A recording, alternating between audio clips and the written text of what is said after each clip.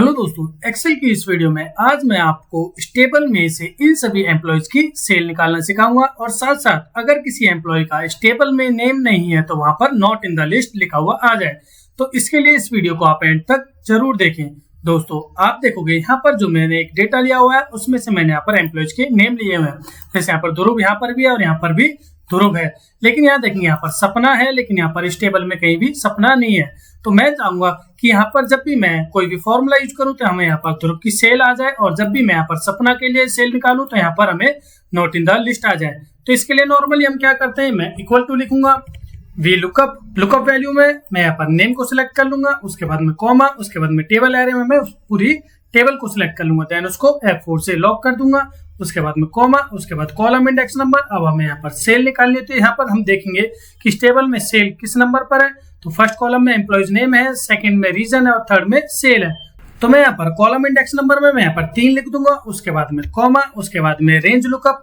अब हमें यहाँ पर ट्रू यानी अप्रोक्स मैच देखना है या फिर एग्जैक्ट मैच देखना है। अब हमें यहाँ पर इन जो ये हमारे नेम्स है एम्प्लॉय है उनके एग्जैक्ट मैच देखना है, तो इसके लिए मैं यहाँ पर एग्जैक्ट मैच को यानी फॉल्स को सिलेक्ट कर लूंगा, उसके बाद में ब्रैकेट क्लोज कर दूंगा और एंटर, और देन उसके बाद में फॉर्मूले को नीचे यहाँ पर ड्रैग करूंगा।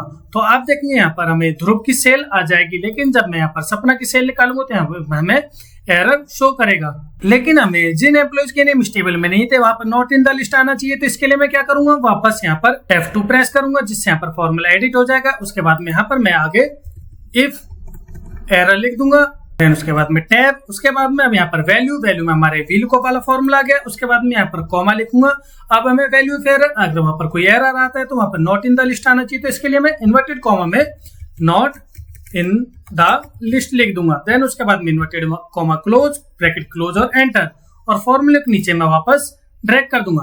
तो आप देखेंगे यहाँ पर हमें ध्रुव की सेल यहाँ स्टेबल में से आ जाएगी, लेकिन स्टेबल में चेक करेगा अगर यहाँ पर सपना नाम नहीं है तो वहां पर नॉट इन द लिस्ट आ जाएगा। ऐसी सेम भूमिका की सेल भी आ जाएगी और यहाँ पर गौरव की भी आ जाएगी। लेकिन जब यहाँ पर कपिल को सर्च करेगा तो कपिल यहाँ पर नहीं मिलेगा और उसके लिए वहां पर नॉट इन द लिस्ट आ जाएगा। तो इस तरह से हम इफ एरर और VLOOKUP फॉर्मूले से एम्प्लॉयज की सेल निकाल सकते हैं, और साथ साथ जिन एम्प्लॉयज का नेम नहीं है वहां पर नॉट इन द लिस्ट लिखा जाएगा। दोस्तों अगर आपको ये वीडियो अच्छी लगी तो प्लीज इस वीडियो को लाइक करें, शेयर करें, इस चैनल को सब्सक्राइब करना ना भूलें। धन्यवाद।